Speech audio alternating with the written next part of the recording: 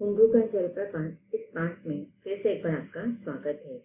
आज हम किसले इस पाठ्यपुस्तक से पाठ क्रमांक 5वां पढ़ने जा रहे हैं, जिसका शीर्षक है हुंड्रू का जलप्रपात। हुंड्रू का जलप्रपात इस पाठ का सेशन क्रमांक 14 है। इसके पहले पाठ के सेशन में हमने अलग अलग सेशन में हमने लेखक के इस यात्रा वृत्तांत को विस्तार से पढ़ा, जिसमें लेखक ने हुंड्रू का जो झरना है उसका वर्णन किया है तथा छोटा नागपुर को स्वर्ग क्यों कहा गया है, स्वर्ग का एक टुकड़ा क्यों कहा गया है, इसको हमने समझा कि किस प्रकार से वहाँ की जो प्राकृतिक सुंदरता है उसको विवरण पढ़ने के बाद हमें पता चलता है। आगे लेखक इस यात्रा वृत्तांत में और हमें हुंड्रू की क्या विशेषता बताने वाले हैं, इसको हम विस्तार से अब हम पढ़ेंगे। चलिए सब लोग पाठ्य पुस्तक निकालें। अब अगले परिच्छेद में लेखक ने झरने का वर्णन किया है। स्वयं झरने से भी ज्यादा खूबसूरत मालूम होता है झरने के आगे की घाटी का दृश्य। पहाड़ों के बीच एक पतली सी नदी बहती जाती है, जैसे थर्मामीटर में एक पतला पारा हो। आप लोगों ने थर्मामीटर देखा होगा कि जब बुखार आता है तो थर्मामीटर के द्वारा उसे चेक किया जाता है, तो उसमें जो छोटा पारा दिखाई देता है हमें, उसी प्रकार यहाँ पर लेखक कहते हैं कि अनेक पहाड़ों के बीच में एक जो छोटी सी पतली से बहने वाली जो नदी है वह उस पारा के जैसे लग रहा है जैसे थर्मामीटर में होता है। आगे भी एक पहाड़ मालूम होता है, ज्ञात होता है।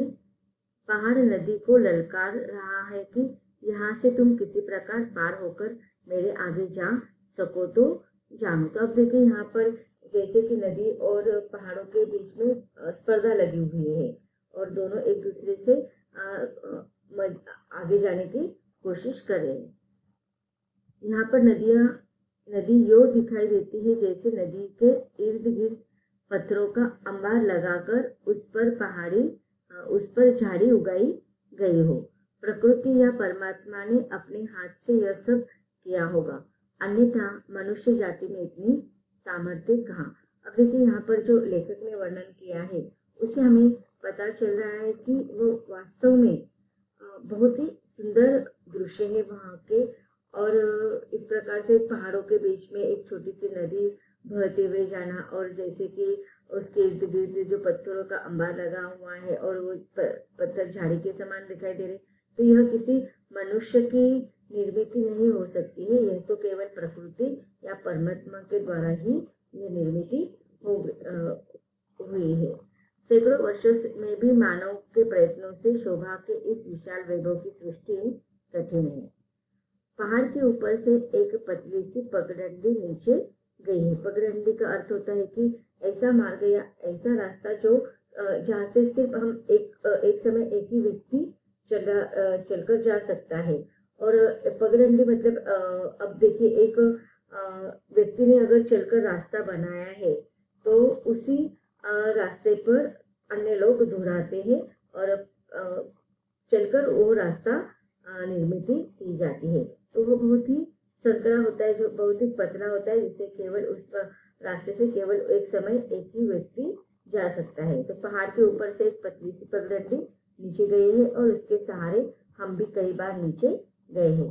नीचे जाकर हम अनिमेष कुछ देर तक इस शोभा से अपने आंखों की प्यास बुझाते रहे। अनिमेष का अर्थ होता है कि बिना पल के झुकाए।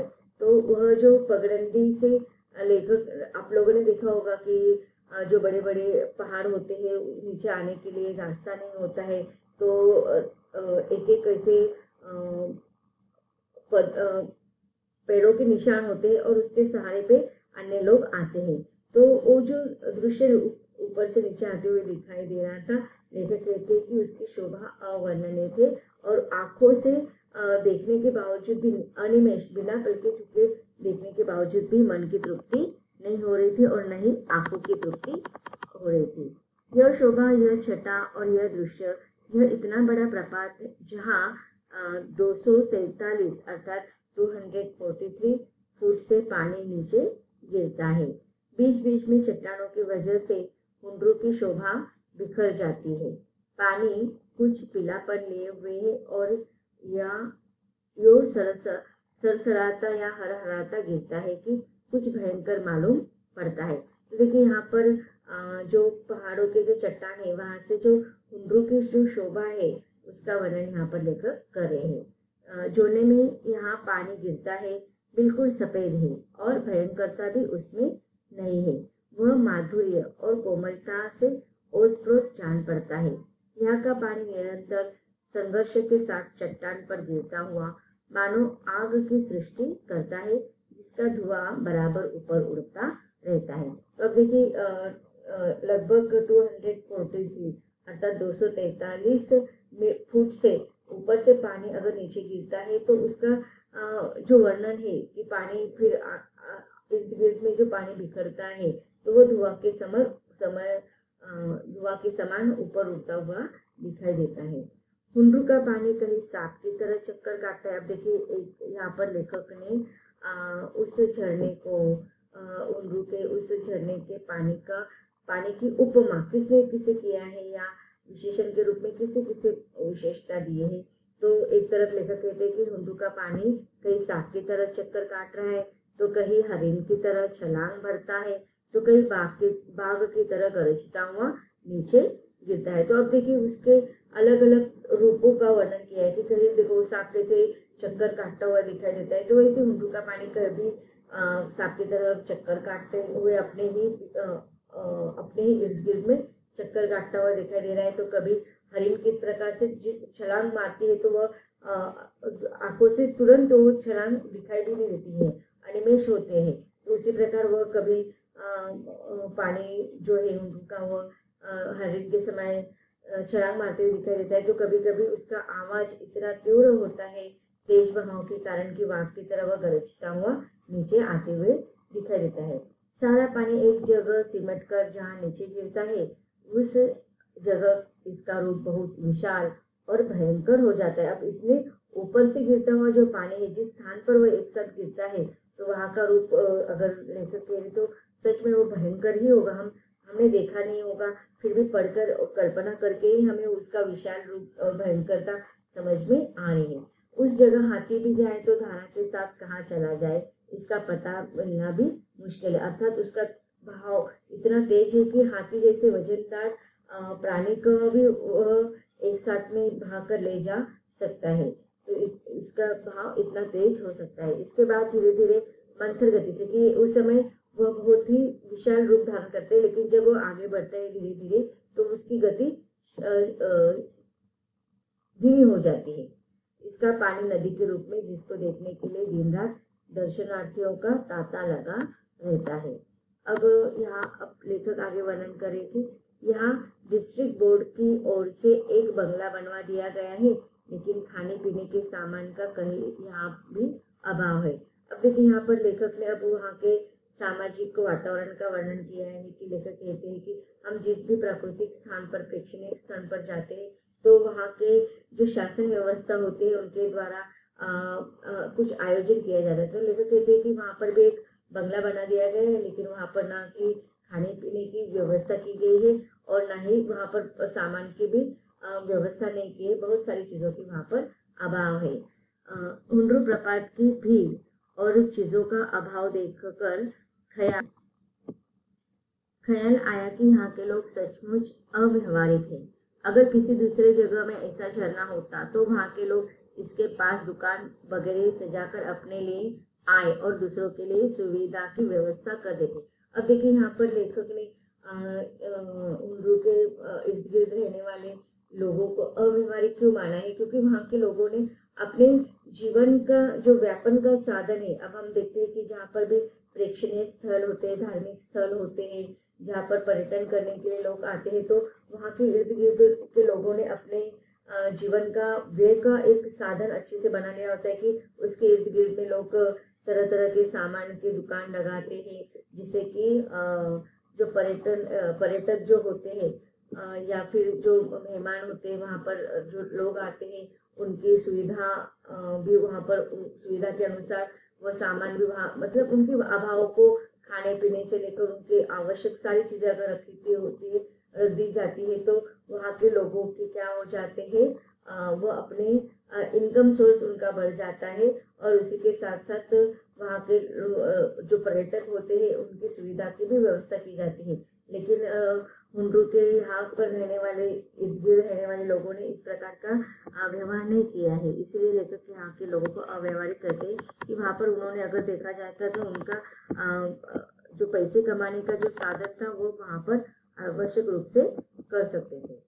धन्य हुंड्रू, किस युग से किस महाकवि की वाणी, किस संगीत की स्वर लहरी और किस प्रेमी की रुदन ध्वनि से पिघल कर यह पाषाण बह रहा है। यह कह सकना असंभव है।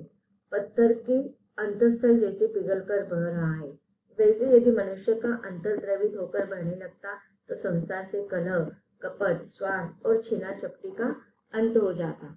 अब देखिए यहाँ पर लेखक ने मानव के व्यवहार का और हुंड्रू के व्यवहार का, झरने का और वहाँ के लोगों के सामाजिक व्यवहार का वर्णन किया है कि वहाँ के लोगों ने अगर इस प्रकार से व्यवहार किया होता तो उनकी आमदनी बढ़ जाती और बहुत वहाँ पर संपन्नता दिखाई देती। अब यहाँ पर लेखक कह रहे हैं कि जो पत्थर है जो अंतस्थल से बढ़ रहे, अर्थात इतने ऊपर से 243 फुट से अगर पानी, पत्थर बहाव का पानी वहां उस पत्थर पर गिर रहा है, लेकिन वो पत्थर अपने आप को बचाए हुए, तो उसका वर्णन यहाँ पर लेखक करे कि मनुष्य का हृदय भी अगर इस प्रकार से होता तो आज मनुष्य के रूप में जो छल कपट स्वार्थ है वहाँ हमें दिखाई नहीं देता। यहाँ दो तरह के पत्थर देखने में आए हैं। एक वह पत्थर है जिसका अंतर फोड़कर विशाल झरना झर रहा है और एक वह पत्थर है जिस पर न जाने किस युग से पानी की यह धारा गिर रही है और पर वह जरा भी विचलित नहीं होता है, जो का तो खड़ा रहता है, घिसता भी है, धसता भी है, धसता भी नहीं और खिसकता भी नहीं। अर्थात यहाँ पर दो तरह के पत्थर है। मनुष्य के भी अलग अलग स्वभाव होते हैं। कुछ मनुष्य अपने संघर्ष युक्त जीवन से बिल्कुल डगमगाते नहीं है, उसका सामना करते हैं, जिस प्रकार से यहाँ पर दूसरे प्रकार का पत्थर है। अब आगे लेखक कह रहे हैं कि 243 फुट का यह प्रपात निराला है, सुंदरता साकार हो गई है और वर्णन शक्ति को यहाँ और भावों की कमी हो गई है। विचित्र शोभा है जो कभी पुरानी नहीं पड़ती है। धन्य प्रपात है जो सदा एक सा बह रहा है, अविरल अविचल, दोनों का उदाहरण यहाँ एक बार में ही उपस्थित है। अब यहाँ पर लेखक ने कहा है कि अगर इसका वर्णन करने बैठ जाओ तो उसके लिए शब्द भी अपूरे पड़ रहे हैं। दानी दान करता है तो गुमान करता है, पर युग युग से न जाने कितना पानी यह पहाड़ दान कर चुका है, पर इसको कोई अभिमान नहीं है। अब देखिए मनुष्य का स्वभाव होता है कि जो भी कोई दान करता है तो वह अपना बखान गाता है, लेकिन यहाँ पर युग युग से यह जो पहाड़ है, संसार को कितना पानी उसने दिया, लेकिन उसके बिल्कुल भी उसका स्वाभिमान नहीं है, गर्व नहीं है। अंधे आवाज सुन ले तो प्रवाह का अंदाज लगा ले और भरे अगर प्रवाह को देख ले तो आवाज का अंदाजा लगा ले। समुद्र की गंभीरता के लिए प्रसिद्ध तो है, लेकिन हुंड्रू अपनी चपलता के लिए मशहूर है। अब यहाँ पर लेखक ने एक किंवदंती बताई है कि हुंड्रू से 7 मील दूर कुछ लोगों ने एक प्रपात देखा है जो इससे भी कहीं गुना बड़ा है, पर वहां जाने का रास्ता इतना भीड़, घनघोर और भयंकर है कि जंगल से उस भाग में पहुंच सकना बहुत ही दुश्वार, अर्थात कठिन और मुश्किल काम है। अगर बात सही है तो जंगल के विभाग को उसकी ठीक पता लगाकर वहां तक मार्ग का निर्माण कर देना चाहिए, जिससे वह प्रपात भी जनता के सामने आ सके। अब देखिए यहाँ पर लेखक ने कहा है कि जो लोगों के अनुसार जो किंवदंती है तो जंगल विभाग को वो विनती करते हैं कि आशा रखते हैं कि जंगल विभाग को उसकी तरफ ध्यान देना चाहिए, जिससे कि लोगों के सामने यह एक प्राकृतिक विशेषता सामने आ जाए। जो भी हो, हुंड्रू दर्शनीय है, इसकी याद भूलने की नहीं। कितने दिन गुजर गए लेकिन पानी आंखों के सामने उसी प्रकार उछल कूद मचा रहा है। अब लेखक कह रहे हैं कि भले ही मैं अभी इस यात्रा से मैं रिटर्न अपनी जगह पर आ गया हूँ, फिर भी उसके जो मैंने समय वहां पर गुजारे हैं वो अभी भी मेरे आंखों के सामने वैसे के वैसे आ जाते हैं। तो बच्चों, यह पाठ पढ़कर हमें भी लगने लगा है कि एक बार हमें इस स्थान पर जरूर यात्रा करनी चाहिए। यह पाठ यहीं पर खत्म होता है। धन्यवाद।